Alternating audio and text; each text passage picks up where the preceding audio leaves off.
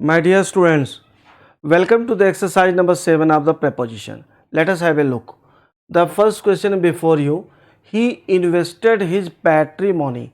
उसने अपनी पैतृक संपत्ति को इन्वेस्ट किया. तो कहाँ पर किया? इन जूट शेयर्स, जूट के शेयर में. The police commissioner invested with का मतलब उन्हें प्रदान किया गया, उससे वो मतलब सुसज्जित है, उनके पास ये पावर है. विद मैजिस्ट्रियल पावर से वो सुसज्जित है. लेट अस टॉक, अगर किसी से बात करते हैं तो टॉक टू का प्रयोग होता है, लेकिन किसी चीज़ के बारे में बात करते हैं तो अबाउट का भी प्रयोग होता है और ऑफ का भी प्रयोग होता है. अबाउट ज़्यादा बेहतर होता है, तो दोनों जगह अबाउट और ऑफ हो जाएगा. और तीसरी जगह पे क्या हो जाएगा? तीसरी जगह पे आप ध्यान रखिएगा कि चूँकि माई सन दिया गया है, व्यक्त दिया गया है, इसलिए वहाँ पे टू का प्रयोग होगा. क्वेश्चन नंबर 3 को देखें और ये 3 क्या कह रहा है? ही हैज़ नो इंटरेस्ट, उसका कोई इंटरेस्ट नहीं है. कहाँ पर नहीं है? तो इन पॉलिटिक्स, उसका राजनीति में कोई रुचि नहीं है. फिर आगे क्या दिया गया? What you say has no interest for me, जो आप कहते हैं उसका मेरे लिए मतलब कोई इंटरेस्ट नहीं, मेरी कोई रुचि नहीं है.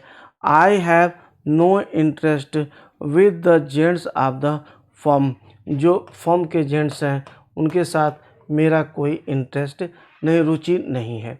क्वेश्चन नंबर 4 में आप देखें, ही हैज़ ए रेपुटेशन, उसकी रेपुटेशन है.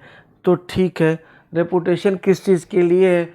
He has a reputation for honesty, मतलब ईमानदारी के लिए है. He has the reputation of being a good teacher, reputation for something, for good quality, and reputation of having और becoming a thing that is of.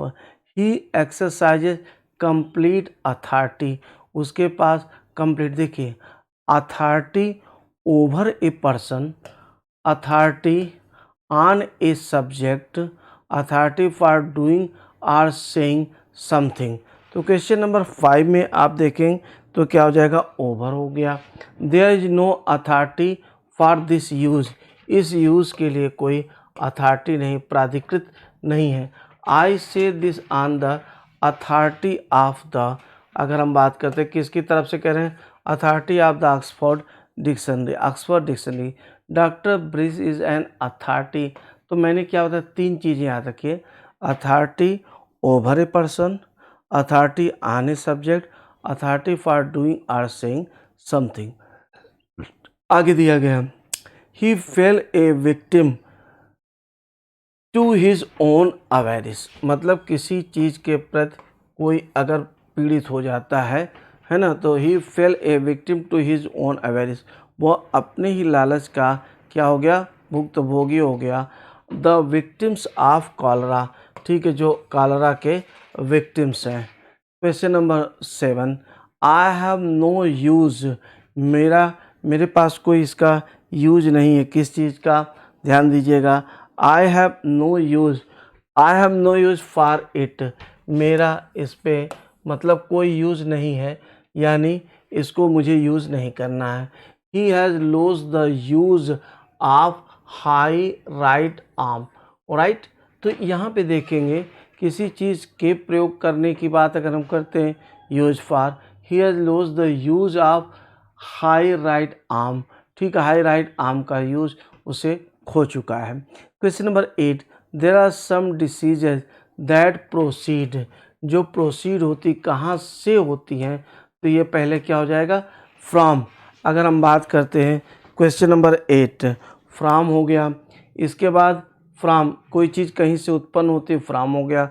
Agra, आगे after visiting Agra we proceed to Delhi, ठीक है, proceed to Delhi. Let's proceed with the work in hand. Proceed with का मतलब होता है, question number 8 को देखें. क्वेश्चन नंबर 8 में प्रोसीड विद का मतलब होता है इसके साथ आगे बढ़ना. With the work in hand, that is proceed with. Supply चाहे दिया गया चाहे प्रोवाइड दिया गया हो, है ना, जब आपूर्ति करने की बात होती, supplied the poor with clothing, मतलब कपड़ा दिया जाए गरीबों को। ही सप्लाइड क्लोथिंग और supply somebody with something, supply something to somebody. She was greatly afflicted, ध्यान दीजिएगा, the loss of our only child, the old man is afflicted with. ठीक है, अगर आप किसी चीज़, किसी काम, किसी बात से दुखी हैं तो अफ्लिक्टेड एट का प्रयोग हो जाएगा। किसी चीज़ से मतलब बीमारी वगैरह से पीड़ित है तो वहाँ पे अफ्लिक्टेड विद। तो सी वॉज ग्रेटली अफ्लिक्टेड, वो बहुत दुखी थी, at the loss of her only child, इकलौते बच्चे की मृत्यु की वजह से। लॉस मतलब वो नहीं रहा अब, चाहे जैसे भी हुआ तो वो उसके वजह से बहुत दुखी थी। और अफ्लिक्टेड विद गाउट का मतलब हो गया कि वो उससे पीड़ित थे, उससे परेशान थे। The teacher impressed on us, teacher ने हमारे ऊपर यह इम्प्रेस किया, मतलब यह प्रभाव छोड़ा। The value of discipline, we were impressed with what he said. तो इम्प्रेस्ड विद का मतलब होता है to be impressed with something, और इम्प्रेस ऑन मतलब किसी चीज़ से प्रभावित होना, और इम्प्रेस ऑन कोई प्रभाव छोड़ना। The operation was accompanied with, है ना, अकम्पनीड विद मतलब इसके साथ, अगर साथ जाने की बात होती इंसान के तो जैसे हो गया कि I shall accompany you to the station, वहाँ पे कंपनी के साथ साथ जाने में कोई प्रपोजिशन नहीं लगता है। पैसिव वॉइस से हो जाएगा you will be accompanied by me to the station. लेकिन अकम्पनीड विद यहाँ पे जो दिया गया, be accompanied with little or no pain, इसका ये फ्रेज है, इसका मतलब किसी चीज़ के साथ कोई चीज़ निहित हो। She was accompanied by her brother, वो अपने भाई के साथ गई। The English allied themselves, question number 13 बहुत इंपॉर्टेंट सब चल रहा है, थोड़ा टेक्निकल है। अलाइड, ध्यान दीजिएगा, the English allied themselves, English ने अलाई किया किसके साथ, with the French. Elementary algebra is allied, elementary algebra जो है वो अलाइव हुआ। टू अर्थमेटिक, अगर हम बात करें क्वेश्चन नंबर 13 में तो यहाँ पे देखिएगा 13 क्या कह रहा है, the English allied in the French, the elementary algebra is allied for arithmetic. ये दोनों गलत हो गया है, ठीक है, इसको थोड़ा सा सुधार लेना है, टाइपिंग मिस्टेक हो गई है। क्वेश्चन नंबर 13 में ज़रा सा देखिए क्या है। अलाई, अगर आप किसी के साथ मिल जाते हैं तो अलाइड विद हो जाता है, तो क्या है, the English allied themselves with French, ये हो गया। और कोई चीज़ किसी का part, elementary algebra is allied, part बन जाए उसके साथ, अलाइड उसके साथ निहित कर दी जाए, allied to arithmetic. Napoleon had a genius, Napoleon के पास प्रतिभा थी, जीनियस था। 14 नंबर को देखें किसके लिए है, तो क्या हो जाएगा, फॉर मिलिट्री टैक्टिस, जो आर्मी की टैक्टिस थी उसके लिए उसके पास प्रतिभा थी। Without doubt he is a genius in mathematics, किसी चीज़ में अगर आप प्रतिभा संपन्न होते हैं तो जीनियस इन हो जाते हैं, और किसी चीज़ के लिए अगर आप प्रतिभाशाली हैं तो genius for. The idea originated, जो आइडिया ओरिजिनेट हुई वह क्या हुआ, यह जो आइडिया उत्पन्न हुआ है वह आइडिया क्या है, तो आप इसे देखिएगा विद हिम, ठीक है, उसके साथ, मतलब उसने इस आइडिया को जन्म दिया।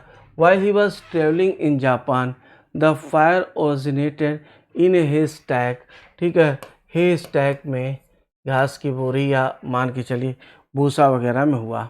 अब आगे देखिएगा, he jumped to a conclusion, jump to a conclusion का मतलब बहुत जल्दी से किसी चीज़ के बारे में राय कायम कर लेना।